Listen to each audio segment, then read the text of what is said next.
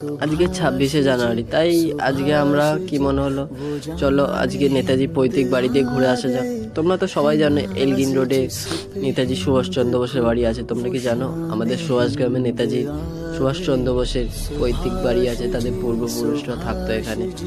চলো আজকে তোমাদের নেতাজির পৈতৃক বাড়িটাকে ঘুরিয়ে দেখাই। जिस पे हिंद को वो शान हिंद आ गई। सुभाष जी सुभाष जी सुभाष जी वो जान हिंद आ गई। আমরা যাবো এবারে নেতাজির লাইব্রেরি এবং মিউজিয়াম। চলো নেতাজির লাইব্রেরি মিউজিয়ামে গিয়ে দেখা হচ্ছে ওখানে কি কি।